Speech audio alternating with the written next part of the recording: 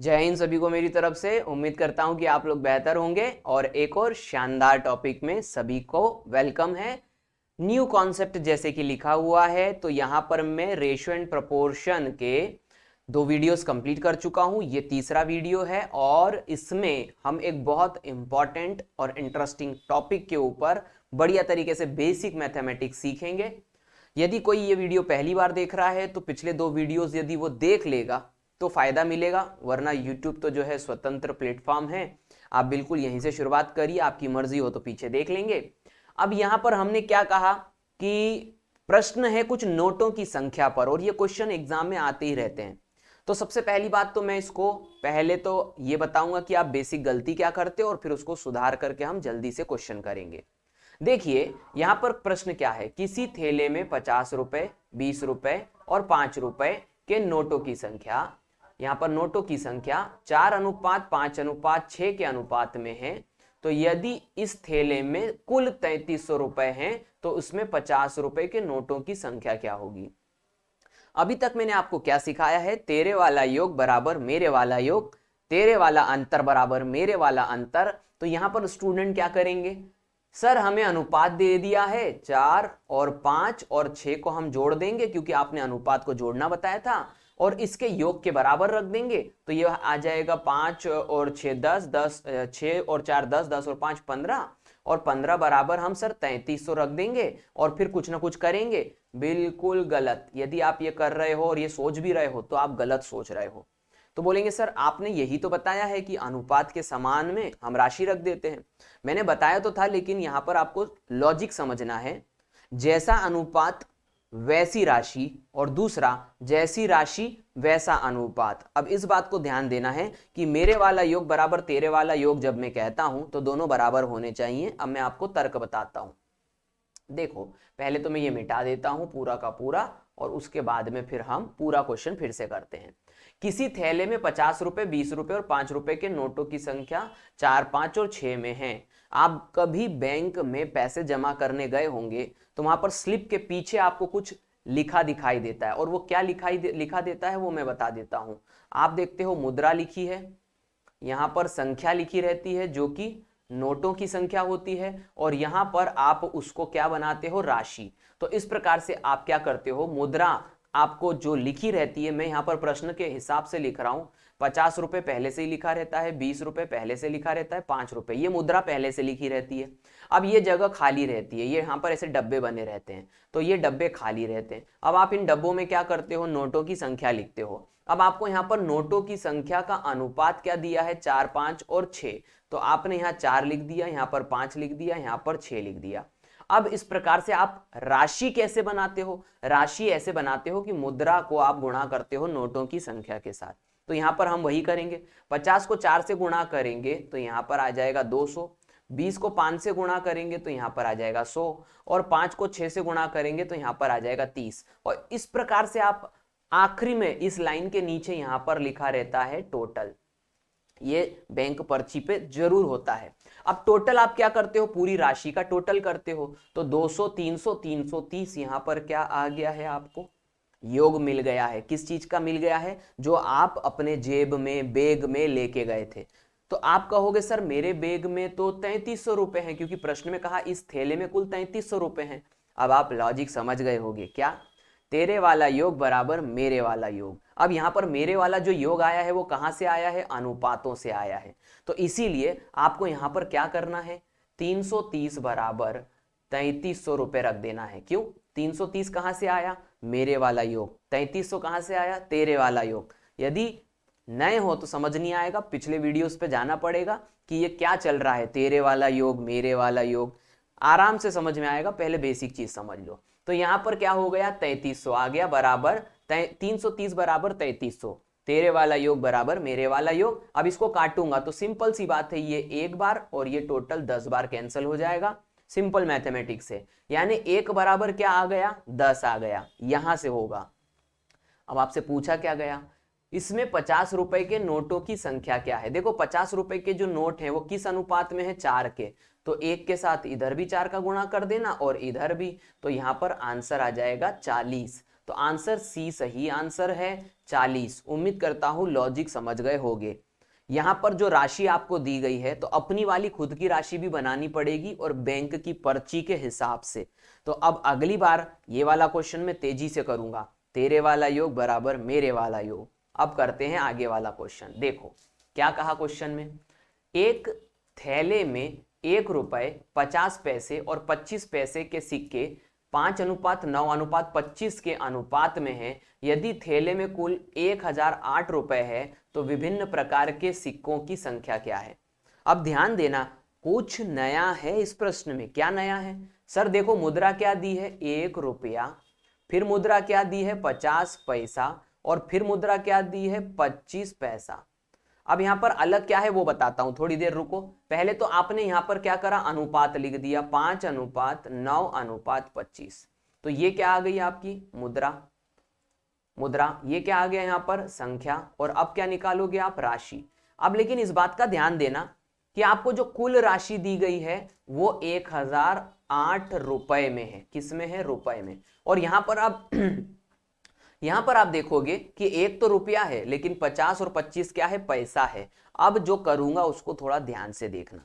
यदि आपको कुल राशि रुपए में दी गई है तो आपको सभी राशियां रुपए में ही चाहिए। तो एक तो पहले से ही रुपये में है। आप एक काम कर लो, इस 50 पैसे को आप क्या लिख सकते हो? 1/2 रुपया। आधा रुपया 50 पैसे होता है, कॉमन सेंस की बात है। 25 पैसे को आप लिख सकते हो 1/4 रुपया। तो यहां पर आपने पैसे को किस में बदल दिया? रुपया में।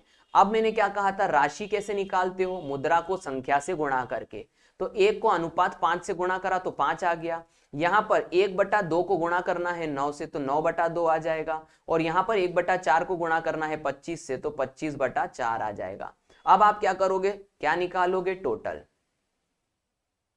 क्योंकि आपको करना है ना तेरे वाला योग बराबर मेरे वाला योग, तो पहले मेरे वाला तो निकाल लूं। तो यहां पर मैं इन सबको जोड़ दूंगा। किसको जोड़ दूंगा? 5 को, 9/2 को और 25/4 को। ठीक है, मुझे जगह कम पड़ेगी तो मैं और थोड़ा सा स्क्रीन को इधर उधर करूंगा। अभी कोशिश करते हैं कि जगह में हो जाए। अब सबसे पहले मैं क्या कर लूंगा? एलसीएम ले लूंगा। एलसीएम कितना आ जाएगा? 4। 4 से 4 पंजे 20। भाई बेसिक कैलकुलेशन कर रहा हूं। 2 से 2 कैंसिल हो गया तो 9 दूनी 18, और यहां पर 4 से 4 कैंसिल हो गया तो 25। अब मैं एलसीएम यहां पर ऊपर की तरफ ले रहा हूं इस जगह पर। तो देखो एलसीएम तो ले लिया था मैंने 4। अब ऊपर वाली संख्याओं को मैं क्या कर दूंगा? जोड़ दूंगा। तो 5 और 8 13, 13 की 3 हासिल का आ गया 1, 2 और 1 3, 3 और 2 5, 5 और 1 6 और बटा में 4। अब देखो ये मेरा वाला टोटल आया, ये मेरा वाला टोटल है, और उसके वाला टोटल क्या है? 1008। तो मेरे वाला योग बराबर तेरे वाला योग, यानी कि इसको 1008 के बराबर रख दूंगा। सिंपल सी बात है। जब ये राशि निकल जाती है ना तो उसको मेरे वाला तेरे वाला के बराबर रख देना। अब क्या होगा, मैं इसको थोड़ा सा मिटाने की कोशिश करता हूं क्योंकि ये मुझे दिक्कत देगा काटने में, थोड़ा सा आपको साफ साफ दिखाई दे। अब मैं क्या कर रहा हूं, बोले सर काट डालो। कैसे काटोगे? देखो नामी साती 63, 9 एकम 9, 9 एकम 9 और 9 दूनी 18। कैलकुलेशन है सिंपल सी, 9 से काटा है इधर वाला भी और इधर वाला भी। 7 से फिर काट दो, 7 एकम 7, 7 एकम 7 और बच गया कितना? 4, 7 6 42, 16। अब यहां पर ध्यान रखना 1 बराबर 16 नहीं आया है, ये बटे में 4 भी था, तो 1/4 बराबर 16 आया है। तो क्या कहेंगे हम? 1 बराबर 16 चौक 64। तो 1 बराबर कितना आ गया है? 64। 1 बराबर 64 आ गया है। तो आपको क्या चाहिए? यहां पर कहा गया विभिन्न प्रकार के सिक्के। अब मैं यहां पर क्या कर रहा हूं, इसको विभिन्न प्रकार के सिक्कों की जगह मैं यहां पर कह रहा हूं 1 रुपए के सिक्के यहां पर पहले मैं निकालता हूं। तो 1 रुपए के सिक्के में यहां पर प्रश्न को चेंज कर रहा हूं, 1 रुपए के सिक्के।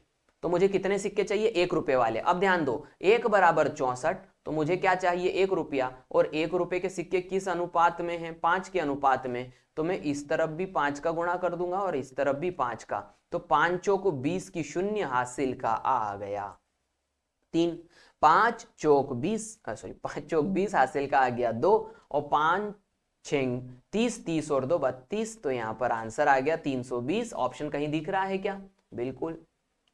क्वेश्चन में थोड़ा सा प्रिंटिंग मिस्टेक था। आपसे पूछा गया 1 रुपए के सिक्कों की संख्या कितनी होगी, तो यहां पर 320 आ जाएगा। मैंने फिर बेसिक तरीके से आपको सिखाया है। हमेशा मेरी कोशिश होती है आप बेसिक से सीखिए। जादू मंत्र तो हर कोई कर सकता है, बेसिक से सीखना बहुत जरूरी है। आप इसको फिर कितना छोटा कर सकते हो ये आपके ऊपर निर्भर करता है। मेरी पूरी कोशिश रहेगी कि आपको ये ईमानदारी से सिखा सकूं। आगे बढ़ते हैं, अगला और प्रश्न आएगा तो मैं आपको बता दूंगा, बस आप इतना समझ लीजिए, मेरे वाला योग बराबर तेरे वाला योग। आगे बढ़ते हैं, अगला प्रश्न क्या है, देखिए यहां पर क्या कहा गया है। तीन संख्या क्रमशः 3, 4 और 5 के अनुपात में है। पहली तथा तीसरी संख्या का योग दूसरी संख्या से 52 अधिक है, तो सबसे बड़ी संख्या क्या है? सॉरी। अब देखो यहां पर आपको 3 संख्याएं बोली गई हैं, ए, बी और सी मैंने मानी, और वो किस अनुपात में है? 3, 4 और 5 के अनुपात में है। अब आपसे जो कहा गया वो कंडीशन को आपको लगाना है। क्या कहा गया?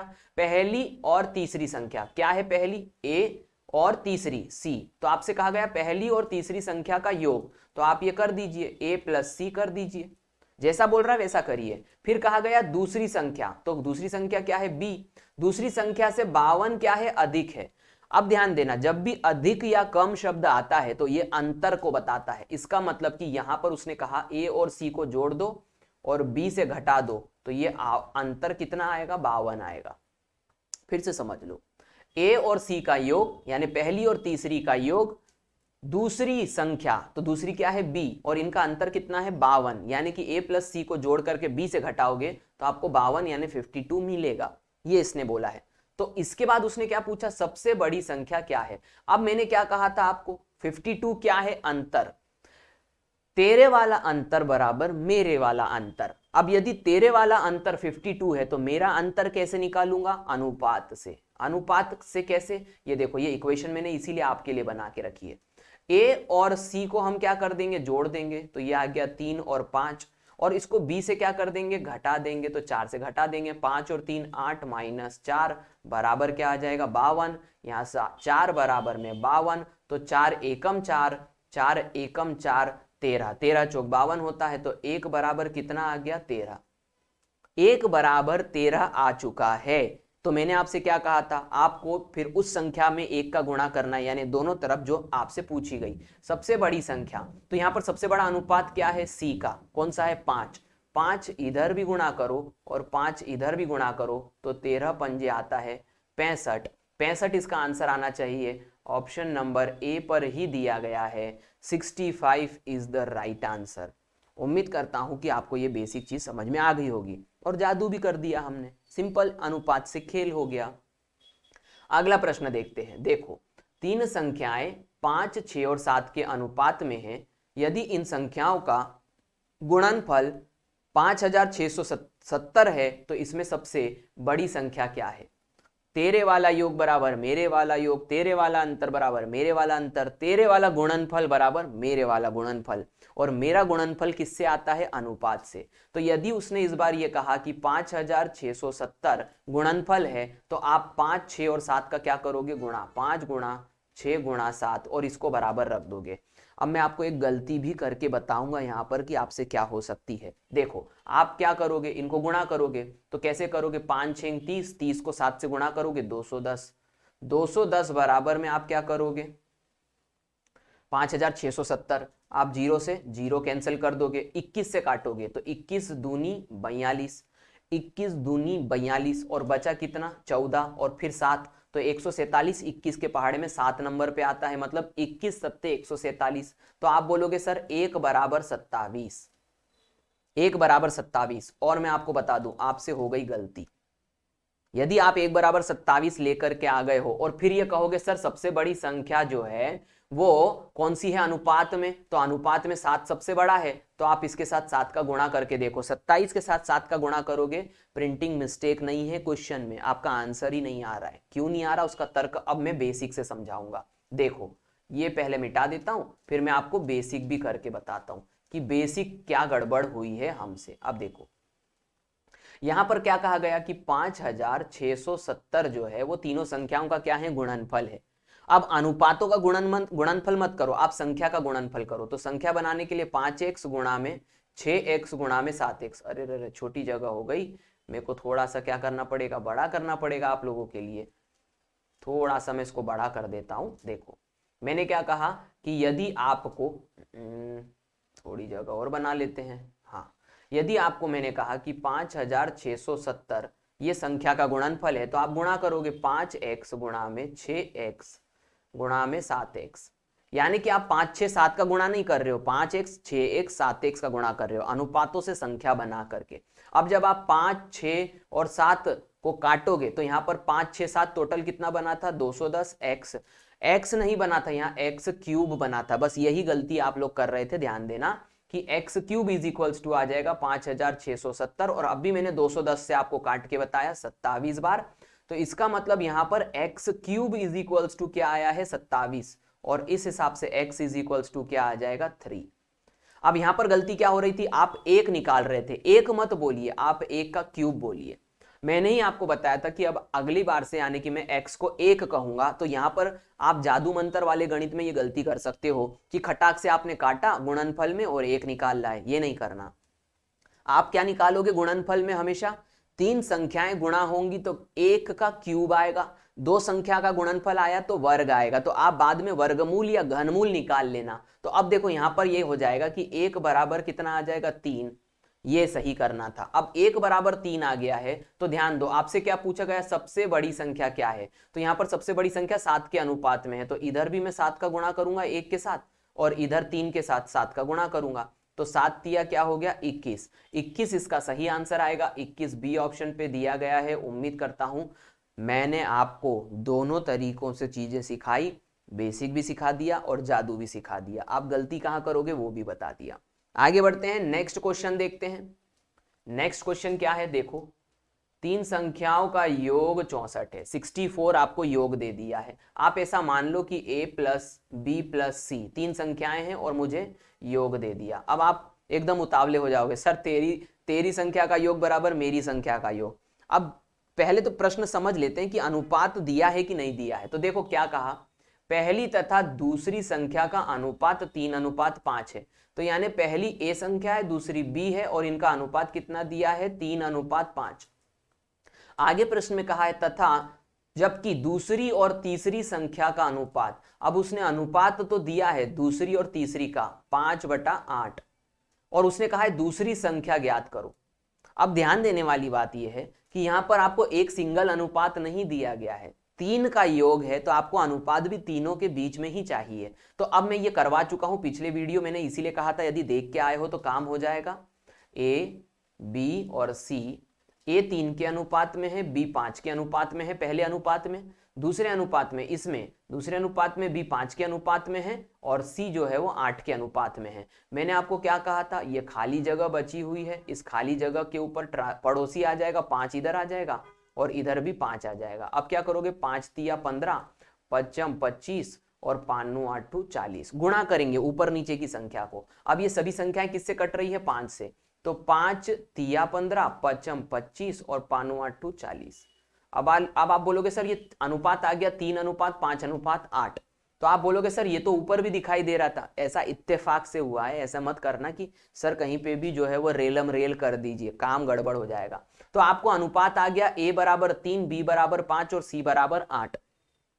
अब आप क्या कर सकते हो, तेरे वाला योग बराबर मेरे वाला योग, तो तेरे वाला योग कितना है 64, मेरे वाला आएगा अनुपातों को जोड़ करके, तो 8 और 5 13, 13 और 3 16, तो 16 बराबर में 64, 16 एकम 16, 16 चौक 64, 1 बराबर 4, और 1 बराबर 4, तो आपसे क्या पूछा गया, दूसरी संख्या क्या है, दूसरी संख्या क्या है b, और b किसके अनुपात में है 5 के अनुपात में, इसीलिए इधर भी 5 का गुणा इधर भी 5 का गुणा, 5 चौक 20, इसका सही आंसर आएगा option number D is the right answer. उम्मीद करता हूं समझ गए होंगे।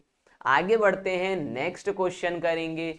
अगला क्वेश्चन है अगला क्वेश्चन है 15 कुर्सी तथा 21 मेज का मूल्य 18 कुर्सी और 12 मेज के मूल्य के बराबर है।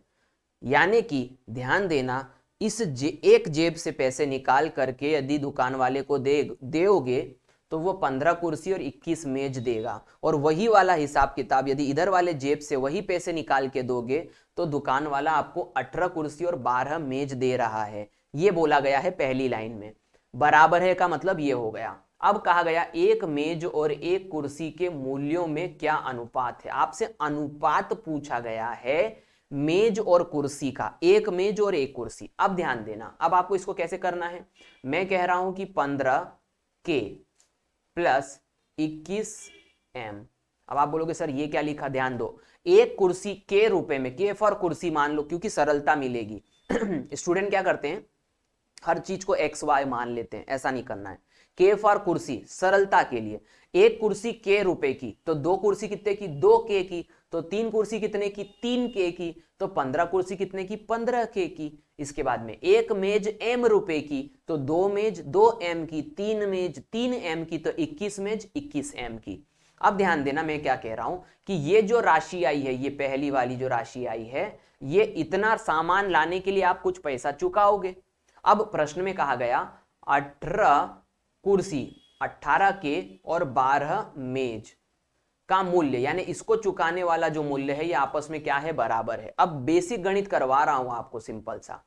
के वाली राशियां, ये भी के है, कहां गया, पेन ही नहीं चलता कभी कभी, के ये रहा और के ये भी रहा, तो एक तरफ के वाली राशि ले आओ और एक तरफ एम वाली। तो ध्यान दो यहां पर 21M माइनस कर दोगे 12M बराबर में 18K और माइनस कर दोगे 15K। के वाला एक तरफ, एम वाला एक तरफ, 21 में से 12 गया तो 9M, 18 में से 15 गया तो 3K। आपसे पूछा गया एक मेज और एक कुर्सी, मेज पहले फिर कुर्सी, तो यहां पर M के बटे में आप K ले लोगे और 3 के बटे में 9 ले लोगे, 3 एकम 3, 3 तिया 9, 1/3 इसका क्या आना चाहिए, आंसर ऑप्शन नंबर बी पर आपको दिख रहा है M/K, क्योंकि हमने M माना था और K माना था, यही मैंने आपको बताया था।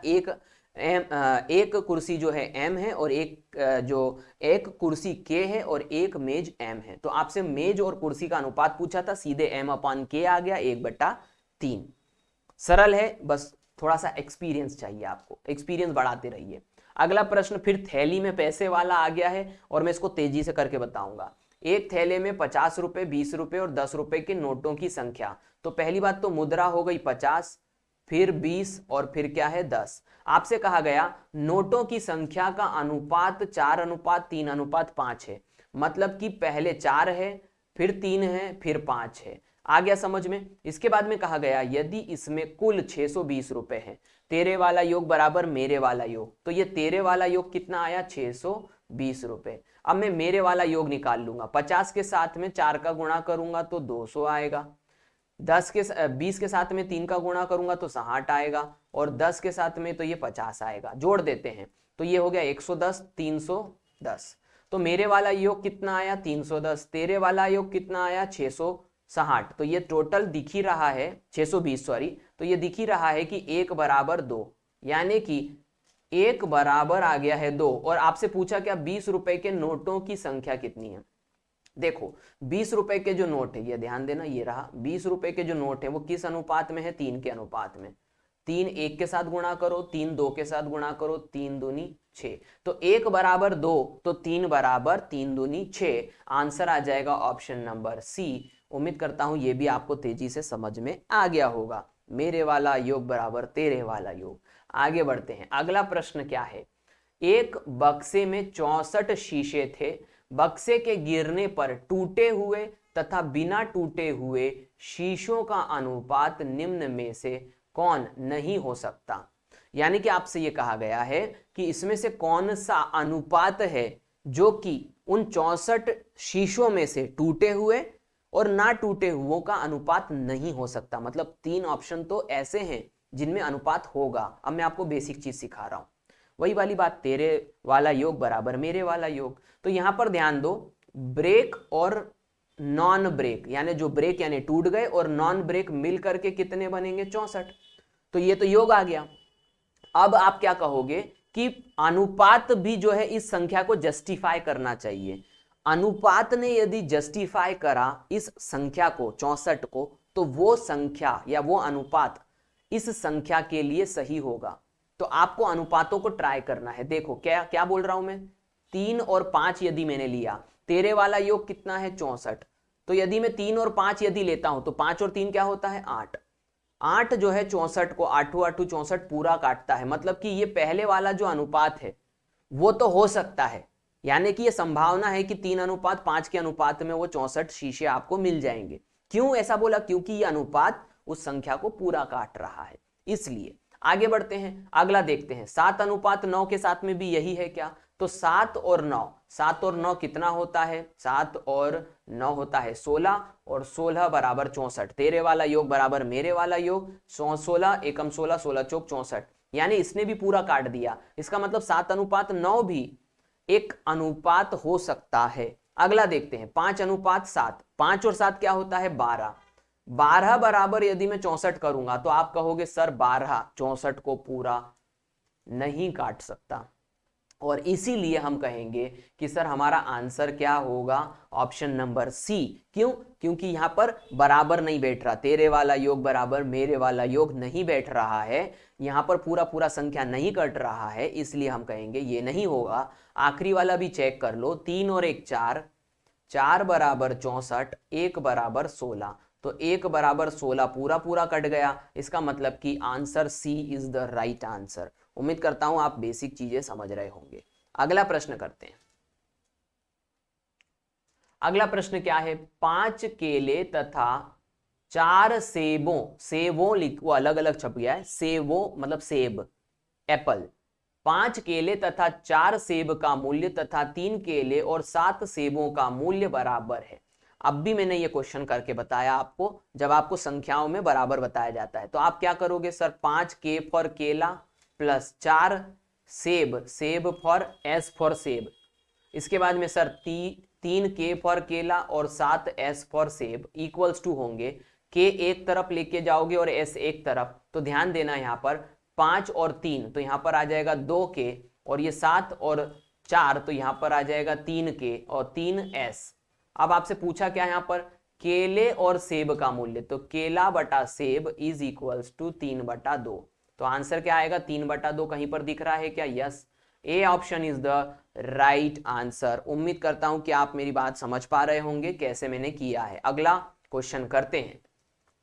अगला क्वेश्चन कहा गया 64 को ए और बी में इस प्रकार बांटा गया कि ए के 1/4 भाग, ए का 1/4 भाग तथा बी के 5वें भाग का अनुपात, यानी सीधे इस बार ए और बी का अनुपात नहीं दिया आपको, उसने क्या कहा? ए का जो है 1/4 भाग जो है वो बी के 5वें भाग के अनुपात में आपको अनुपात दिया है। तो अब इसमें हमें पूछा क्या है? ए का भाग क्या होगा? पहली बात तेरे वाला योग, तो सर 64 तो उसके वाला योग है, बस अपने वाला योग अनुपात से निकलेगा, तो पहले अनुपात बनाएंगे। क्या बनाएंगे? देखो ए के 1/4, तो ए का 1/4 क्या हो जाएगा? 1/4 है ना, 1/4। उसके बाद में क्या कहा? बी के 5वें भाग, मतलब बी का 5वां भाग, मतलब b/5 का अनुपात, मतलब ये पहले वाले का और दूसरे वाले का अनुपात जो है वो कितना है? 4/3। अब बेसिक गणित है, सिंपल सी बात है, a/4 गुणा में 5/b बराबर में 4/3। अब क्या करिए? a/b 5 बटे में चला जाएगा, 3 के साथ गुणा हो जाएगा, 5 तिया 15 और 4 चौक 16। अरे बहुत ही सिंपल और बेसिक गणित मैंने करवाया है, कंफ्यूज मत होना बेटा। मैंने सिर्फ इस बात को बोला है कि आप 5 को इधर 3 के साथ गुणा कर दो, और ये वाला जो 4 है इसको आप ऊपर गुणा कर दो। इसको तिर्यक गुणा कहते हैं। क्यों? क्योंकि बीच में बराबर का चिन्ह लगा था। तो यहाँ पर ए और बी का अनुपात आ गया है। अब ध्यान दीजिए, आपके पास ए और बी का क्या है? अनुपात 16/15, और आपको योग दिया हुआ है, तो आप क्या करोगे? तेरे वाला योग बराबर मेरे वाला योग, आप इन दोनों को जोड़ दोगे तो 16 और 15 कितना होता है? 31, बराबर में आ जाएगा 62। मेरे वाला योग 31 आया है अनुपात से, और तेरे वाला योग 62 प्रश्न में दिया था, तो 31 एकम 31, 31 दूनी 62, तो 1 बराबर आ गया है 2। आपसे क्या पूछा गया? ए का हिस्सा। ए किस अनुपात में है? ए 16 के अनुपात में है, तो आप इधर भी 16 का गुणा करोगे और इधर भी 16 का, तो 16 दूनी क्या हो जाएगा? 32। तो आंसर आ जाएगा 32, जो कि ऑप्शन नंबर सी पे आपको दिया हुआ है। उम्मीद करता हूं समझ गए। आगे बढ़ते हैं, नेक्स्ट क्वेश्चन देखते हैं। 52 क्वेश्चन, एक दुकान में गणित, अंग्रेजी तथा विज्ञान की पुस्तकों का अनुपात। तो यहां पर देखना, जी फॉर गणित, सिंपल सी बात है। आप बोलोगे सर नहीं सर, एम फॉर मैथमेटिक्स, तो सरल शब्द ले लेते, कोई दिक्कत नहीं। जी फॉर गणित ले लिया, ए फॉर अंग्रेजी ले लिया और वी फॉर विज्ञान ले लिया। अब ये अनुपात किस अनुपात में है? 5:12:7। तो आपने गणित, अंग्रेजी और विज्ञान की पुस्तकों का अनुपात लिख लिया। आगे प्रश्न में क्या कहा गया? यदि दुकान में 140 विज्ञान की पुस्तकें हैं, उसने संख्या किस चीज की दी है? विज्ञान की। तेरी वाली संख्या बराबर मेरी वाली संख्या। अब मेरी वाली संख्या कहां से आती है? अनुपात से। तो आप कहोगे तूने मुझे विज्ञान की संख्या दी कितनी? 140। तो मेरी वाली संख्या कितनी है विज्ञान की? 7। यहां से आपको 1 मिलेगा। 7 एकम 7, 7 दूनी 14, 1 बराबर आ जाएगा 20। अब आपको क्या चाहिए देखो, तो अंग्रेजी के पुस्तकों की संख्या कितनी है? अंग्रेजी के पुस्तक, अंग्रेजी ए फॉर अंग्रेजी था, वो किस अनुपात में है? 12। 12 1 में इधर भी गुणा कर दीजिए, 12 इधर भी गुणा कर दीजिए, 12 दूनी 24, 240 इसका आंसर आएगा। Option C is the right answer. तेरे वाली संख्या बराबर मेरे वाली संख्या। आगे बढ़ते हैं, अगला प्रश्न देखते हैं। आगे कहा गया कि 2400 रुपए को ए बी सी में इस प्रकार विभक्त किया गया, बांटा गया है कि ए का भाग बी तथा सी के भाग, ए का भाग, प्रश्न क्या कहा गया? ए का भाग बी तथा सी के कुल भाग का 3/7 भाग है, तो ए का भाग क्या होगा? शुरुआत में क्वेश्चन कंफ्यूजिंग लगता है, लेकिन मैं जब आपको बेसिक चीजें समझा दूंगा तो आपको मजा आ जाएगा। कैसे? देखो सर, हमें ए प्लस बी प्लस सी का वैल्यू कितना दिया हुआ है? 2400, क्योंकि ए बी सी को ए बी सी में बांटना है 2400 रुपए को। तो ये तो योग आ गया। अब कहा क्या गया है? आगे ध्यान दीजिए, आपको एक अनुपात दिया गया है, लेकिन वो अनुपात किसके बीच में है? ध्यान दीजिए, ए का, यानी कि ए आपको कहा गया, तथा ए का भाग बी तथा सी के भाग, बी तथा सी के कुल भाग। तो आपको यहां पर कहा गया बी और सी का योग करिए बटे में ए के, और इनका अनुपात दिया है आपको 3/7। क्वेश्चन आपको जब मैंने लिख दिया तो समझ में आ गया होगा कि उसने किया क्या है। ए का भाग बी तथा सी के कुल भाग का कितना है? 3/7 भाग है। मतलब कि ए जो है वो 3 के अनुपात में चला जाएगा, और बी और सी का जो योग है वो 7 के अनुपात में चला जाएगा। ये उसने क्वेश्चन में कहा था। तो आप कभी भी जब ऐसे शब्द आते हैं ना, इसका इतना भाग, उसका उतना भाग, तो आप सीधे उसको अनुपात में देखिए। और कैसे देखो? पहले वाले को ऊपर लिखो, दूसरे वाले को नीचे लिखो, और जो अनुपात है उसको सीधे बराबर में लिख दो। आगे बढ़ते हैं, अगला प्रश्न क्या कहा गया? आगे क्या कहा गया? ध्यान दो। अब आप बोलोगे सर यहां पर योग तो 3 लोगों के बीच में है, लेकिन अनुपात तो सिर्फ 2 ही लोगों के बीच में। अब हम क्या करें? देखो मैं आपको एक शानदार चीज बताता हूं। आपको ए का मान चाहिए, तो अब आप एक काम करो, यहां पर बी और सी की जो जोड़ी है इसको एक नया नाम दे दो डी। अब देखो ये इक्वेशन बन जाएगी ए प्लस डी बराबर में 2400। कितनी बन गई? 2400। यानी ए और बी और सी की जोड़ी को आपने जोड़ करके एक नया नाम दे दिया डी। और यहां पर भी यदि यही करोगे तो ए बटा में डी बराबर में आ जाएगा 3/7।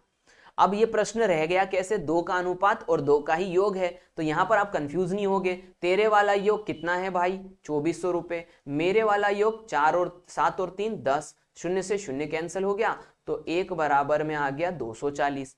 बड़ा सरल काम हो गया। अब ए का वैल्यू कितना पूछा, तो ए किस अनुपात में है? 3 के अनुपात में। तो 3 इधर भी गुणा करेंगे और 3 इधर भी, और 24 तिया होता है 72, और 720 इसका क्या आ जाएगा आंसर? 720 ऑप्शन नंबर डी पे दिया गया है। उम्मीद करता हूं मजा आ गया होगा ये प्रश्न में।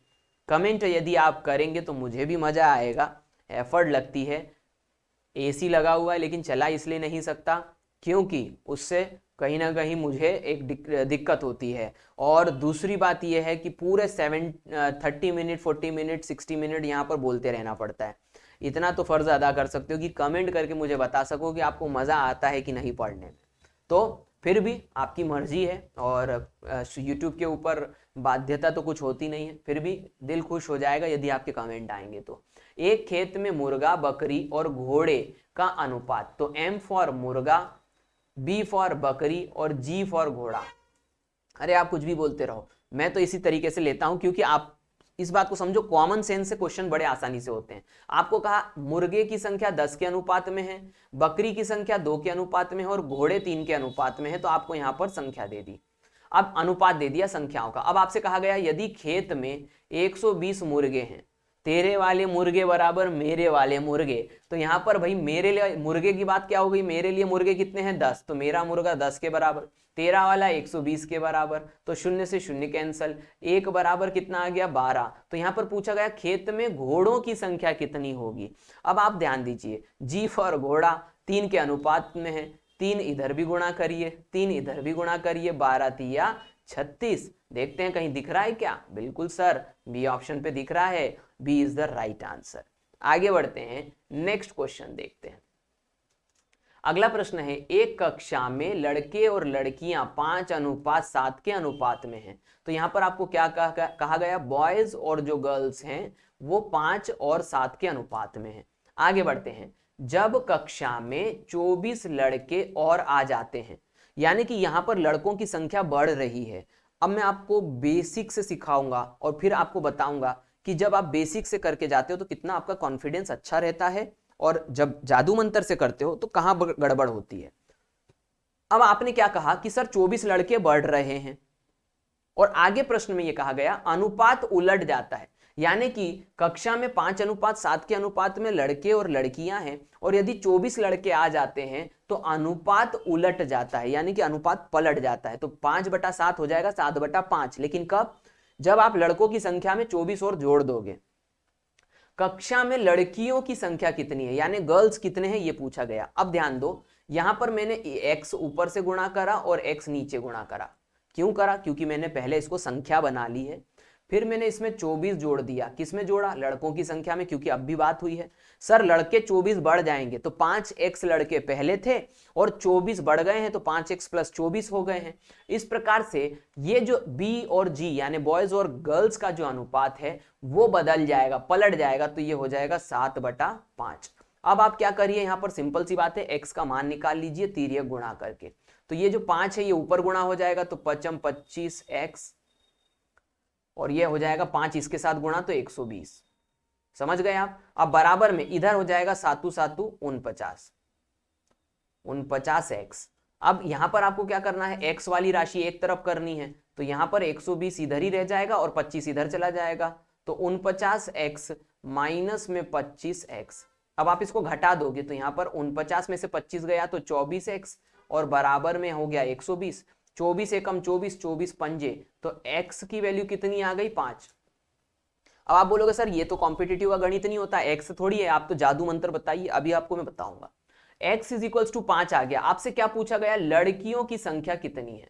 अब देखो लड़कियों की संख्या आपने मानी थी 7x, तो आप एक काम करिए, 7 गुणा में x का मान 5 आया है, आप x की जगह 5 रख दीजिए, 7 × 35, आपका आंसर आ गया। B option is the right answer, 35 is right answer. उम्मीद करता हूं आप समझ गए होंगे बेसिक। अब मैं आपको बताता हूं कि मेन एग्जाम में यदि आपकी प्रैक्टिस अच्छी ना हो तो जादू कैसे गड़बड़ करता है। आप क्या करोगे, यहां पर 5/7 अनुपात मानोगे, फिर इसमें ऊपर 24 जोड़ दोगे। क्यों, आप बोलोगे सर लड़के 5 बढ़ गए हैं, 24 बढ़ गए हैं, तो हम 5 में जोड़ देंगे, और फिर ये अनुपात क्या कर दोगे 7/5। अब आप क्या है, बहुत आपको ध्यान रखना पड़ता है इसमें क्या करना है। अब आप 5 के साथ में 5 और 24 दोनों को गुणा कर दोगे, और 7 का 7 में गुणा कर दोगे, तो यहां पर क्या आ जाएगा 5 × 25, और प्लस में 24 का 120, और फिर 7 × 7 = 49। अब आप बोलोगे मैं किस में से क्या घटाऊं और किसके बराबर क्या लेके आऊं, एक कैसे आएगा। इसीलिए मैंने आपको बेसिक तरीका सिखाया। ये करना चाहो तो कर सकते हो, लेकिन इसमें रिस्क ज्यादा होता है, मैंने बेसिक तरीके से सिखा दिया।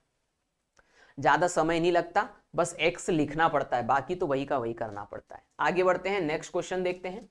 अगला क्वेश्चन बड़ा सरल है, 5:8 बराबर 150:x, तो x का मान बताओ। मैं पहले से ही सिखा चुका हूं, अंदर की संख्या अंदर गुणा होती है, तो 8 × 150, और बाहर की संख्या बाहर गुणा होती है, और जिसके साथ में x गुणा होता है वो बटे में जाता है। 5 से कैंसिल हो गया 30 बार, 8 × 24, 240 इसका आंसर आ जाएगा। Option number D is the right answer. कैसे हुआ, पहला वीडियो देखो। यदि आप पहली बार इस वीडियो को देख रहे हो तो आपको यदि हो सकता है कंफ्यूजन हो जाए, पहला वीडियो देखो। आगे बढ़ते हैं, 57 क्वेश्चन क्या कहता है, तीन संख्या 2, 5 और 7 के अनुपात में है, यदि सबसे बड़ी तथा सबसे छोटी संख्याओं का अंतर 175 है तो बीच वाली संख्या क्या होगी। बड़ा सरल प्रश्न है। क्या कहा गया, ए बी और सी तीन संख्याएं हैं और दो 5 और 7 के अनुपात में हैं। प्रश्न में कहा गया सबसे बड़ी संख्या, तो यहाँ पर सबसे बड़ी संख्या 7 के अनुपात में है तो 7 हो जाएगी, और सबसे छोटी संख्या 2 के अनुपात में है। संख्याओं का अंतर 175 है। हाँ भैया, तेरे वाला अंतर 175, तो मेरे वाला अंतर कैसे निकलेगा? मेरे वाला अंतर निकलेगा अनुपात से। ए और सी का अंतर कितना आ जाएगा? 5। 7 में से 2 गया तो 5, तो 5 बराबर 175, 5 एकम 5, 5 तिया 15 और 5 दूनी 5 तिया 15 और बच गया यहाँ पर 2 पचम 25। 1 बराबर कितना आ गया? 35। मैं अच्छे से लिख देता हूँ 35। 1 बराबर कितना आ गया? 35। 1 बराबर 35। तो आपसे पूछा बीच वाली संख्या, बीच वाली संख्या जो है 5 के अनुपात में है। 1 का 5 के साथ गुणा किया, 35 का 5 के साथ गुणा किया, पचम 25 की 5, हासिल का 2, 5 तिया 15, 15 और 2 17। तो आंसर आ जाएगा 175। A option is the right answer. उम्मीद कर रहा हूं कि अब क्योंकि हम आखिरी पड़ाव पे आ चुके हैं, 57 क्वेश्चन इस चैप्टर में करवा रहा हूं मैं, और क्या लोगे आप यूट्यूब के ऊपर, और इतने सिस्टमेटिक तरीके से, इसलिए मेरी गति तो बढ़ जाएगी। अब कोई धन अजय और विजय में 4:3 के अनुपात में बांटा गया। विजय का भाग 2400 रुपए है, तो कुल धन कितना होगा? क्या कहा गया?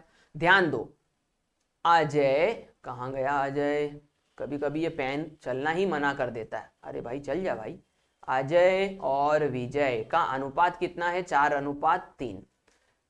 विजय का भाग कितना दिया है? 2400। अच्छा ठीक है, विजय का भाग उसने 2400 दिया है, तो मेरे पास क्या है? मेरे पास है विजय का भाग 3, तो मेरे वाला हिस्सा बराबर तेरे वाला हिस्सा, 3 8 24, तो 1 बराबर कितना हो गया? 800। आपसे पूछा गया कुल धन कितना है, तो ध्यान दो, कुल का मतलब हो गया दोनों अनुपात जुड़ जाएंगे। क्यों जुड़ जाएंगे?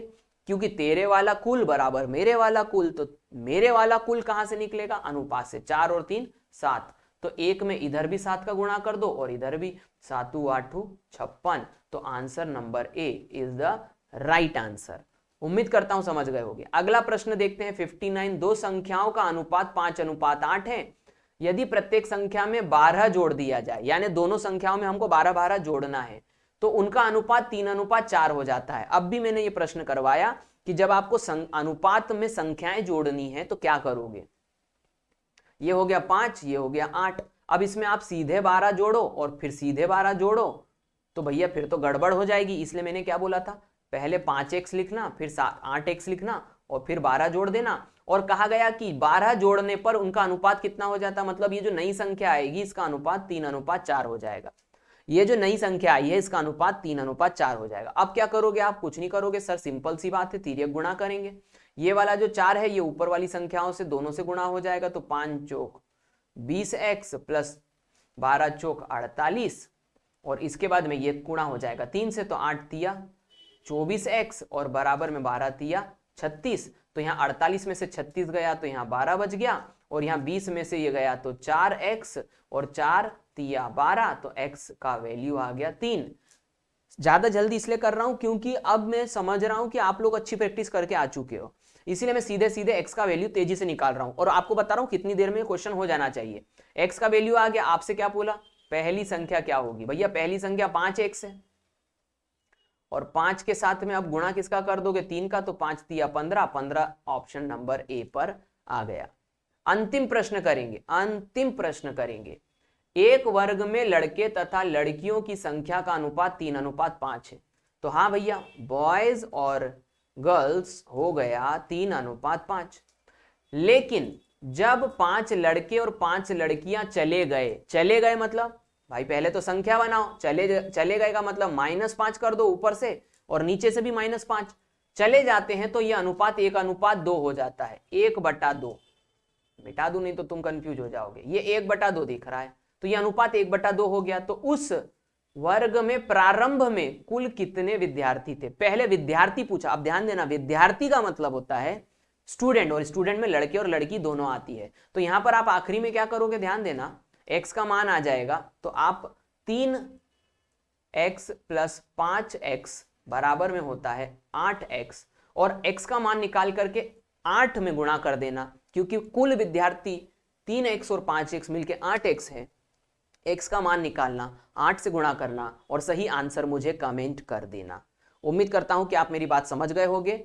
लास्ट में क्वेश्चन में मैं आपको एक बार और बता देता हूं, मैंने आपसे एक क्वेश्चन पूछा था, उसका आंसर जो है वो मैं आपको बता देता हूं। ये वाला प्रश्न था, ये रहा प्रश्न, और इसमें मैंने आपको, पिछले वीडियो का ये प्रश्न है, और इसमें मैंने आपको जो है पूछा था कि आंसर क्या होगा। तो इसका सही आंसर, सही कमेंट किया बहुत सारे लोगों ने, 60,000 रुपीज इसका आंसर, 60,000 आंसर आ जाएगा।